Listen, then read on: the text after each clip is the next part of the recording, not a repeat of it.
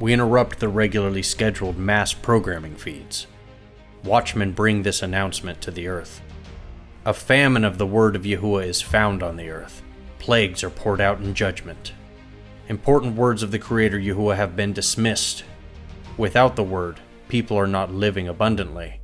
My people perish for lack of knowledge. There is a city whose builder is Yahuwah Aloha. There is healing for the nations. A light unto the Gentiles, restore all truth. Join us as we share from the word of Yahuwah. And we're looking at a study from David Guzik. Who is he? David Guzik is from Calvary Chapel. And I just happened to find a study one time. We were going to study a chapter, and I found his study, and I thought it was so great.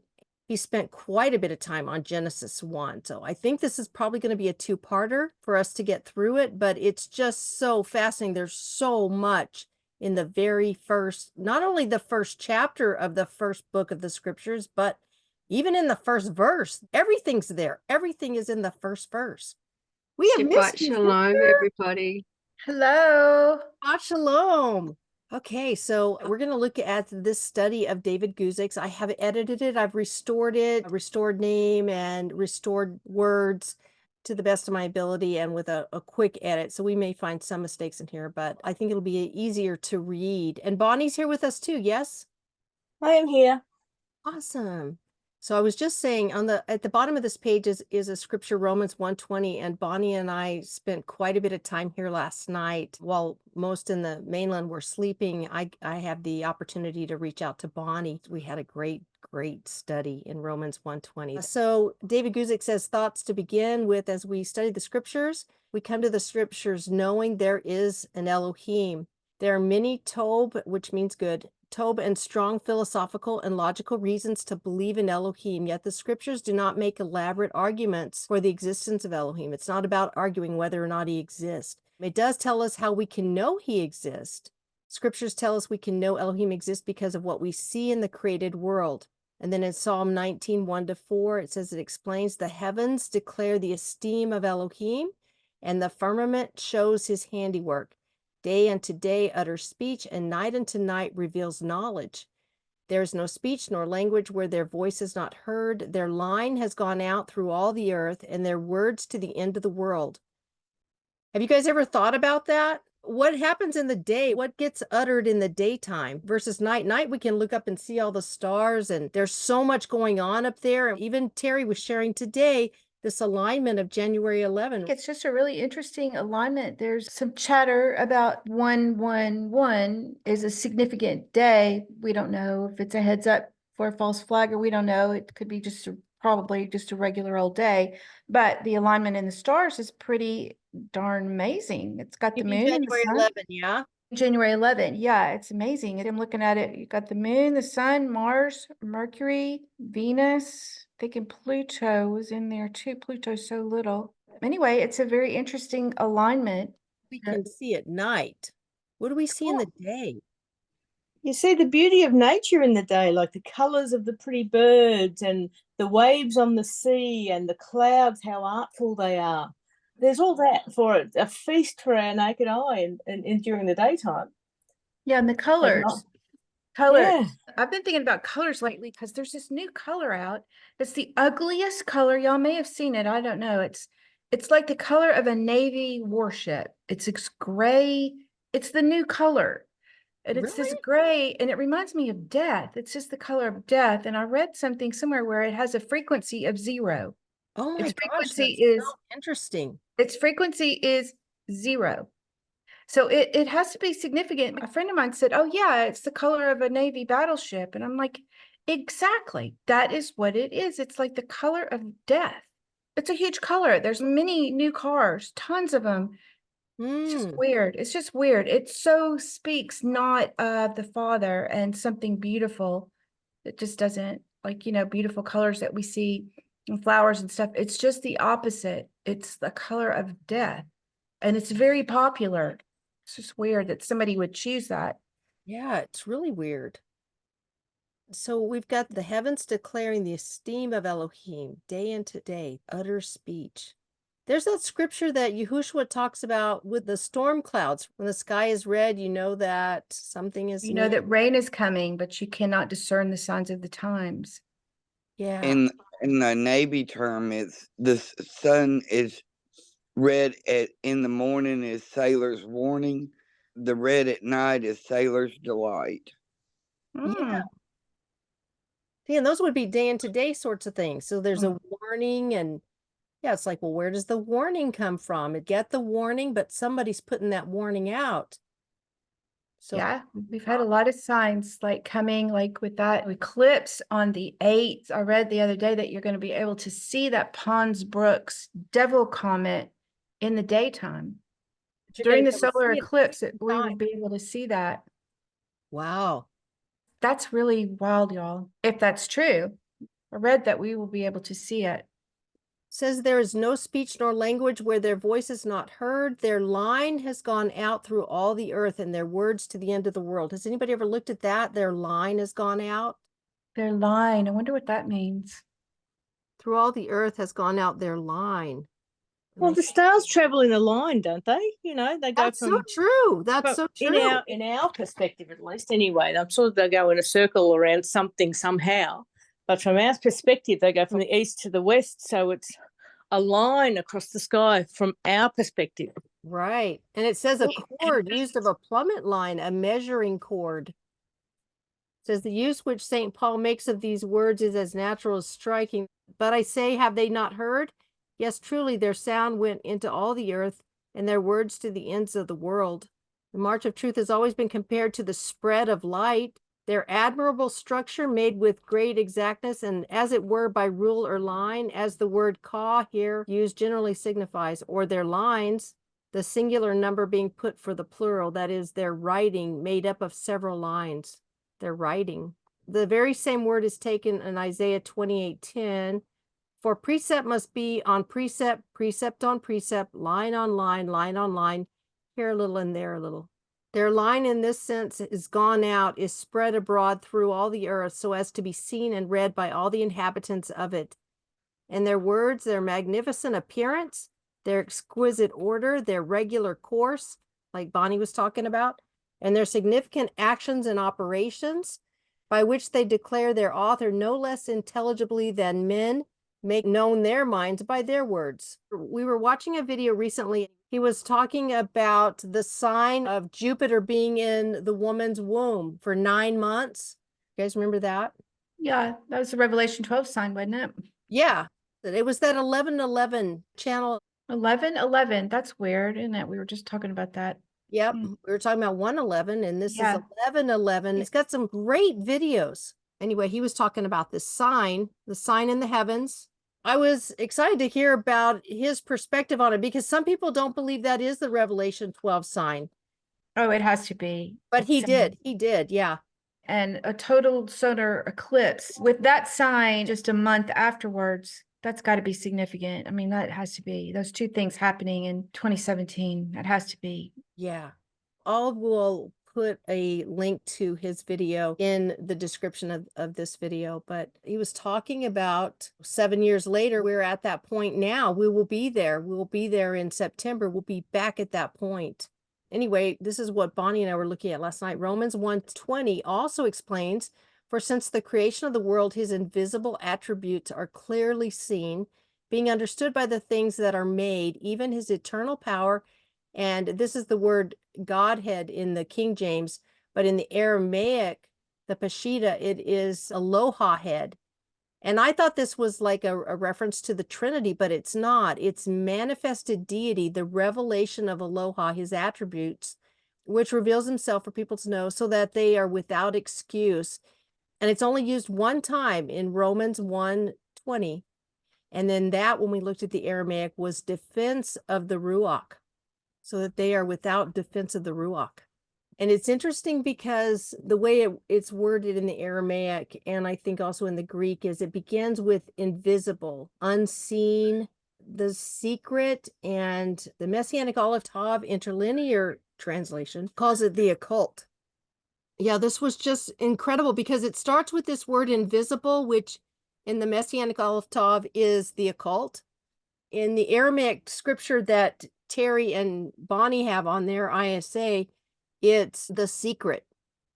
I've or got secret. hidden in Aramaic. For, comma, from the foundations of the world, the hidden things of Elohim are seen by the mind in the things he created, even his eternal power and divinity, so that they might be without excuse. And this word also in the Messianic Aleph Tav, this was intelligence. But when we looked it up in Bonnie's program there, it was also understanding and it was discernment. Discernment, yeah. Discernment. Yeah. Yeah. So this was really a cool revelation here. So we began talking about invisible. His invisible attributes are clearly seen, being understood by the things that are made. In the Messianic Aleph Tav, this part here was apparent, but when we looked at Bonnie's, it was appearing. They are appearing. Yeah, so what do you guys think about the difference between apparent and appearing? Appearing. You have to have eyes on it. It's appearing. As soon as you have eyes on it, it's apparent. I thought they were completely different concepts. Yeah, one is like it's all of a sudden manifesting. They are appearing. Recently, we were talking about the reports that there were demonic entities or aliens, aka aliens, that had appeared at a mall in Florida. So those things are appearing, if the story is correct. They are appearing. But for them to be apparent, that might be more of like, well, we're used to seeing them, or we know what they are. It's a lot more solid. Apparent is a general knowledge, whereas appearing is something new. Yeah, they are appearing. So it went from invisible to they are appearing. And then we go right into this manifested deity. We would have never really known this definition had we not looked into this word. So is that the same as Elohim? No, it's a little bit different. Yeah. Shabbat Shalom, sister. Ah, Shabbat Hey, Shalom. Shabbat Shalom, Tobias. Thanks for joining us. Right, Shabbat Shalom, brother. Shabbat Shalom. We were talking about this word aloha head. It's translated Godhead in the King James. It only appears one time in this Romans 1 verse 20. When Bonnie and I looked it up last night, it means manifested deity, the revelation of aloha, his attributes, which reveals himself for people to know. Okay. And then this word here, I should change this to are appearing, because that's what Bonnie and I realized when we studied it. It's a word that means are appearing. These things are appearing, as opposed to are apparent, which is the translation in the Messianic Aleph Tav interlinear scriptures. What do you see, Terry? I've got Aleph, Lamed, Hey, Aleph. That might not be the same location. Romans 1:20? We saw it last night, didn't we, Bonnie? 120. Oh, I've got 19. Let's see here. Yeah, we end up going back to verse 17 as well. I read from there. Yeah, we did. We read several verses there. Really cool. That'll be a really cool study to do. Terry is looking for this I'm aloha looking. head. Alutha, something like that. Did y'all look it up in the eSword? Do you wanna Yeah. share? This Yeah. is not We were in- eSword. We were in the eSword in the OANT. Yeah. This says the secrets. Mine is a Peshitta, but it's a Roth Peshitta, so it's different. It's different than this Peshitta. Yeah, let's let you share. Okay. Let's Okay. see what you're looking at. Yeah, this one says secrets right here. You see where it says his Godhead? That's the word we're looking at. God and his Godhead. Look at that word. Yeah, it's Huh. only used this one time. Wow. That's a weird. And his Godhead. So that's different. How do you think that's different than Elohim? Yeah, because when we looked it up see that Greek there? Divinity, Godhead. In the Strong's Concordance, it tells you that it means manifestation of his power and him, manifested attributes. deity. Like attributes and his Godhead. Yeah. That's interesting. Yeah, it really is. And then we looked at that first word. See the secrets? Yeah, mine says hidden. Mm-hmm. This Roth one concealed, private, hidden, inward, secret, invisible. Yeah. So we went from invisible to manifesting. Oh, And through intelligence. That's a Yeah. great term Yeah. right there. Through intelligence, understanding, intelligence, and discernment. yeah, Yeah, I mean, he's saying here you're without excuse. exactly. You're without excuse, that it's logical, it's in your face, it's everywhere. It just that it has to be by a divine being. It can't just be. Yeah. People are so muddled these days, you know. I don't think they even think about it anymore. Most people, they don't even notice. Many people don't, you know, they don't, when you point somebody to a chemtrail, they're like, what? Yeah. What lines in the sky? Oh, wow, I've never seen those. You know, Remember they're not, how the scriptures say that the messengers, or aka the angels, they long to look into these things, yeah. Wonder right? what And that that's what we're means. doing. Yeah, they long to look into these things. Well, why can't they look into these things? Yeah. And then it's also interesting there. See how at the end of it, Terry, it says a defense, but Without a defense. Oh, look at that it's a hyphenated word. The first word means defense, but the second word means in ruach. With the breath, they are without. So maybe if you don't have Kodesh Ruach in you, you don't discern. You don't discern. You don't notice. You're not looking for his divinity or his, you know, his characteristics, his character. Yeah, well, while we're here, let's just go up and look at from Romans 1:17 on. We spent some time here trying to look at this. I was reading how it translates in German. I have a better understanding if they are using different words.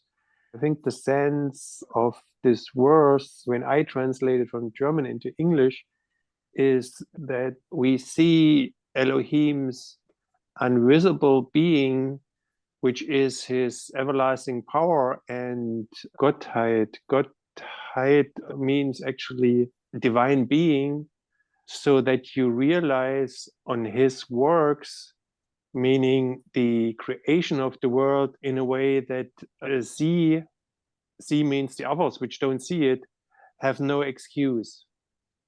That Yeah. seems to be what it's about. Terry, I think if we look at the TS 2009 there, from Romans 1:17 to 1:20, it's a little bit easier to follow. His ruach would have been removed from Yeah. them too. Yeah, there is no ruach for their defense, is what that last word in the verse is saying. You see, Yeah. There's no defense without a defense. They're without a defense. Yeah, that's very cool. in ruach is what it says at the end of that hyphen. At my defense. Answer. Wow. To give account, excuse self, make a defense, clearing of self, or apology, a plea or apology. If you're enjoying this video, click like, subscribe, click the bell, and please share this video. Shalom. Let's get back to the video. For in it the righteousness of Elohim is revealed from belief to belief. That's a little bit like line upon line, right? As it has been written, but the righteous shall live by belief. For the wrath of Elohim is revealed from heaven against all wickedness and unrighteousness of men who suppress the truth in unrighteousness. So that's what's happening here. There's a suppression of the truth in unrighteousness. And the wrath of Elohim is against that. And there's another word of revealing. The wrath is revealed from heaven. So that's interesting. And it's revealed against all wickedness and unrighteousness of men who suppress the truth in unrighteousness, because that which is known of Elohim is manifest among them, for Elohim has manifested it to them. So that's a whole revealing, manifesting. And then we go into verse 20, for since the creation of the world, his invisible have been clearly seen, being understood from what has been made, both his everlasting power and mightiness, for them to be without excuse. That's what it's about. His invisible qualities. So they're talking about Elohim's invisible qualities. Yeah. So the unrighteous have no excuse, because if they would dig into it, they would see his invisible qualities, because they would see a meaning in the creation, a sense in the creation. So he has put his invisible qualities into the creation, for it is being understood that he has the everlasting power and mightiness, so they have no excuse. That is how I read it. So the wickedness or the unrighteousness have no excuse, because it's in front of them. If they would search for it, they would see it. It's not random, accidental creation. It's a creation with a meaning, and that means an intelligent being has created it. You know, I think our society now, this is a generality, but they're so consumed in wickedness, the pursuit of money. And I don't think that they discern. I think it's very few people that take time to search things out like that. I don't think they notice. And also there's a sense of they're suppressing the truth and unrighteousness. Well, we know they're doing that. We know science collectively does that. I think about that really famous archaeologist that I met who's like laughing about using scripture as a guide in biblical archaeology, just laughing about it and laughing at Ron Wyatt. And his reason for, he's like, doesn't even have a degree. He doesn't even have a degree. Wow. So you know what? That just sealed the deal for me. That made me believe more in Ron Wyatt. I mean, that's what he was so snide about, and that he only uses scripture as a textbook. Yeah, he's revealing it to the babes, not to the... Absolutely. Yeah, wow, just what a swagger. They're in a big institute of learning for other future biblical archaeologists, telling them, do not use scripture. Don't use it. It's not reliable. He was laughing at using scripture.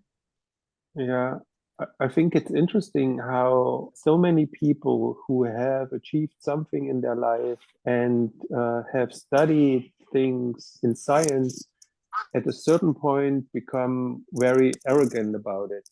So this happens not only in science, but also in politics and everywhere. So whenever someone is in the business for long years and thinks he knows a lot, he or she, then there is also an arrogancy coming with it.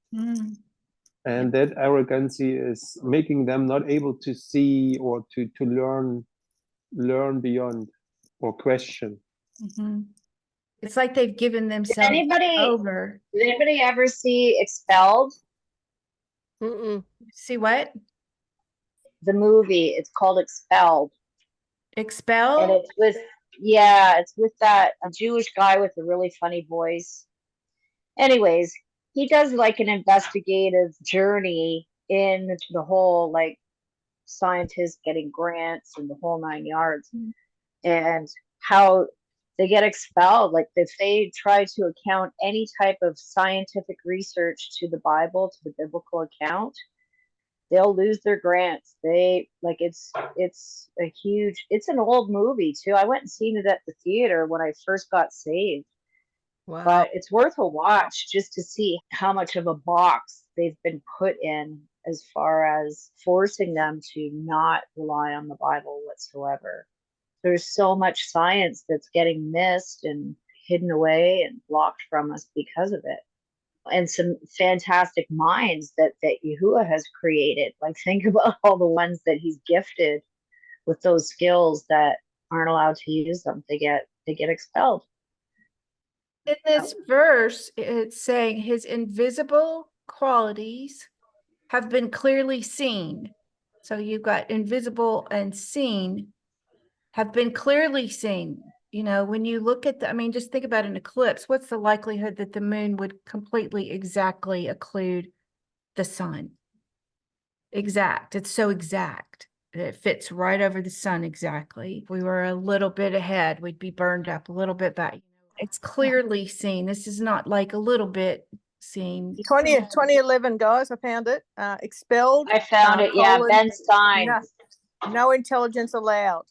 full movie on YouTube. I'll post the link in Discord. Ben Stein. Ben Stein. Yeah, The no guy's name. intelligence. No 2012. intelligence allowed. That's kind of how the world Yeah. is right now. No intelligence Yeah. allowed. They link. don't Yeah. want it. But maybe we can go back to the Genesis study now. Okay. Sorry.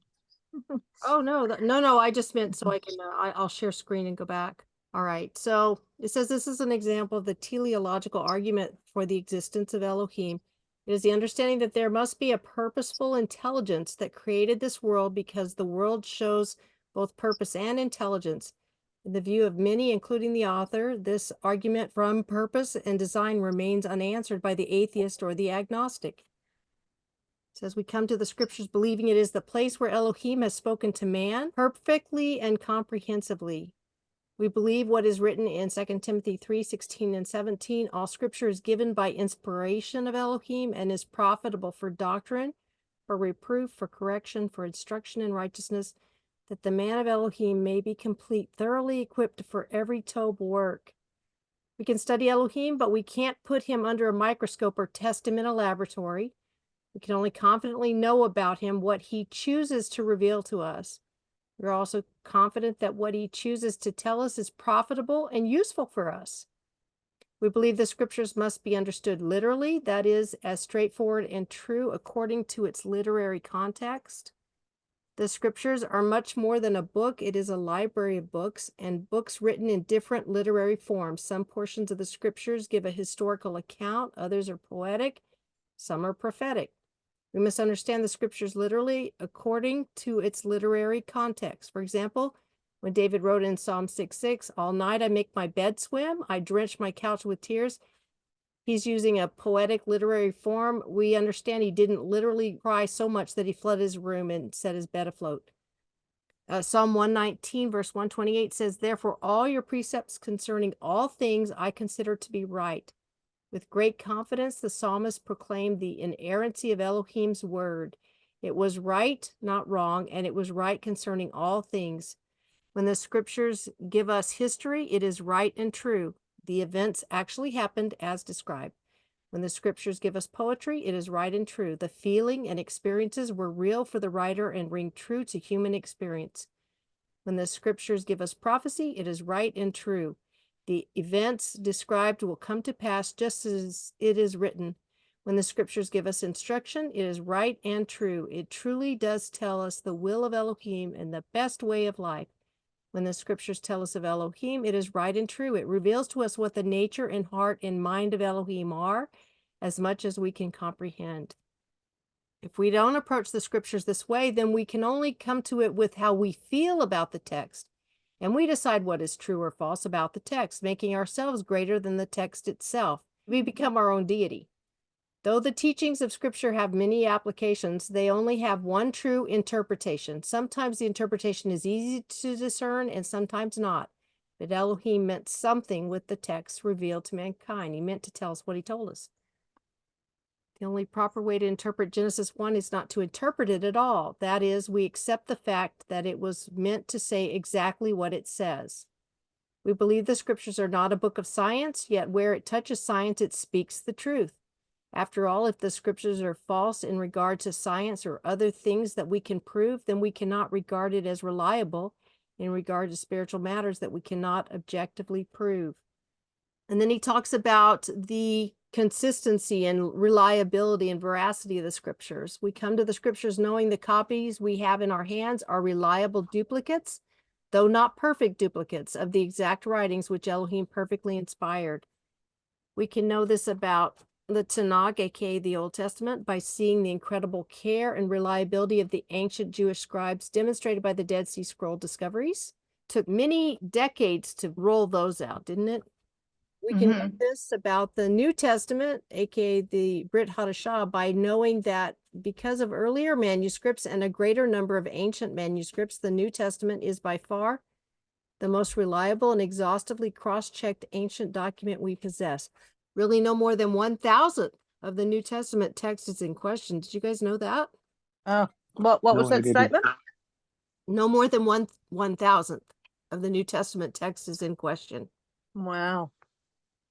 It says we come to the scriptures knowing the unique importance of the book of Genesis. So the scriptures would be incomplete and perhaps incomprehensible without the book of Genesis. Where would we be without Genesis? I mean, that would be just insane to pick up after, after that book. It sets the stage for the entire drama of redemption, which unfolds in the rest of the book. Almost all of the important doctrines and teachings of the scriptures have their foundation in Genesis. Genesis gives the foundation of the doctrines of sin, the fall, redemption, justification, the promise of the Messiah and Yeshua Mashiach, the personality and personhood of Elohim, and the sovereign reign of Elohim. It shows the origin of the universe, order and complexity, the lunar solar system of signs in the calendar, the atmosphere and hydrosphere, life, man, marriage, Tob and evil, language, government, culture, nations, religion. It's all there. Some people have said that the scriptures are a trust. It is precisely because people have abandoned the truth of Genesis that society is in such disarray. We definitely see that. It says Genesis is important to the New Testament. There are at least 165 passages in Genesis either directly quoted or clearly referred to in the New Testament. How many people think about that?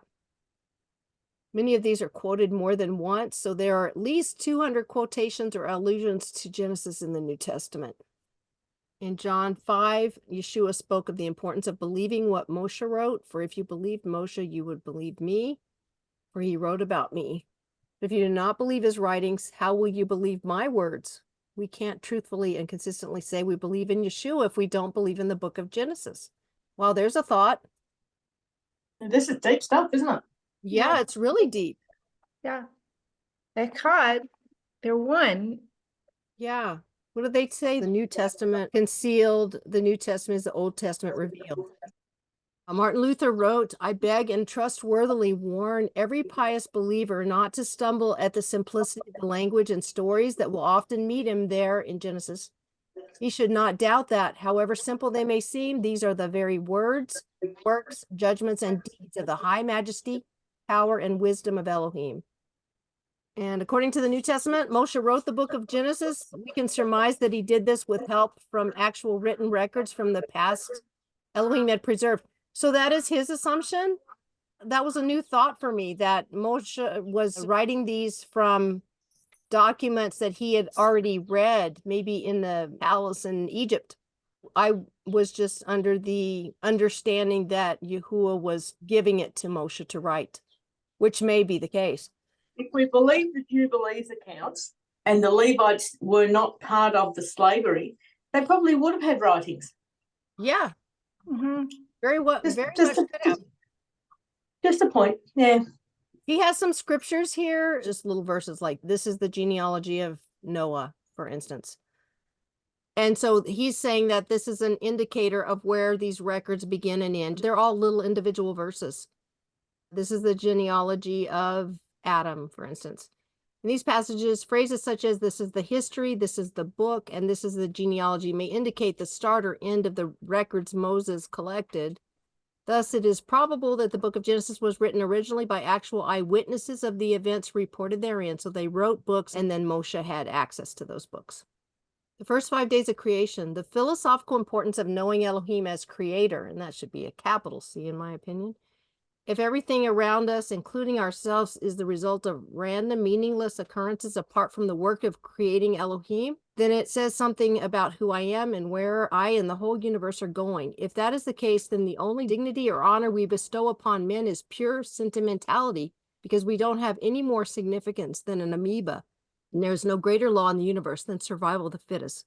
So what do you guys think so far? I had this excited girl on the line yesterday afternoon, evening, and saying, Harry's asleep, you've got to help me look up the Aramaic on this. And it was just beautiful. It was a privilege to do. There's no greater law in the universe than the survival of the fittest. I don't know about that. What about? Yeah, that's not, yeah. I don't like that. I mean, I think love is the law of the universe that holds everything. I always think of it as when you look up at the stars at night, the stars are beautiful and all that, but what's the black stuff? The black stuff is love, is the love glue. If you look at a cell, most of it's the love. It's love. Love is the greatest law in the universe. It's like gravity. It's love. That's what I believe. I think it's love. It's the Father holding everything together. Survival of the fittest. That sounds so Darwinian. We did be here. The only way we can ever really find out who we are is from Elohim. The best place to find out begins in Genesis. That's an existential question for people. Who am I? Why am I? What's the purpose? What's the meaning? And he's suggesting best way is to look in Genesis. And I think that is true. I think when you read Genesis and you really want to know, the answers are there, who we are. There are many possible answers to the question of how everything came into being. Some say once there was absolutely nothing and now there is something.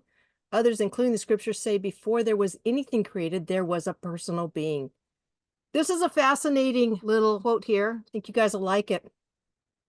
There's a story saying that one day students in a great physics professor's class, someone like Albert Einstein, said that they had decided, so this is the students getting together, they decided there was no Elohim.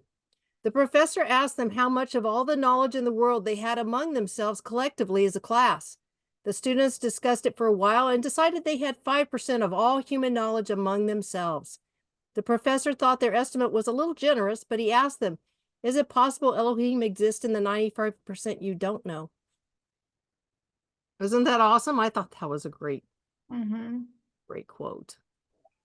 I remember going to, it was kind of like I left the family conservative church where I got saved, and not saved, but baptized. And I'd been there for about a year, and I heard one that was like a little bit more modern, where they, people had tattoos and they had more upbeat worship band and all that stuff. And I remember going there, and they handed out the Bible to people, but it was just the New Testament. And I was like, how can you only hand out half a book to people? How does that make any sense? How do you understand without Genesis? Yeah. And they always send new believers to John, which is, beautiful, of course, but it doesn't answer all the questions of it really doesn't. Who our creator is. Yeah. I always say start in John, but it doesn't answer it all. May this video enrich your love in and understanding of our Abba Yahuwah and His Word. Much has been hidden. Together let's seek the restoration of all truth.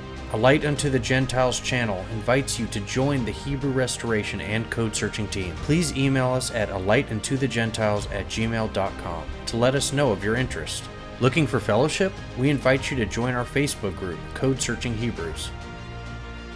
Love, truth, and revelation are vital in these last days. The Hebrew Restoration and Code Searching Ministries, through A Light Unto the Gentiles, serves Yahuwah and the sheep from our Father's pasture. Please prayerfully consider a monthly donation to Restoration Farms Incorporated. Links are provided for you below in the description.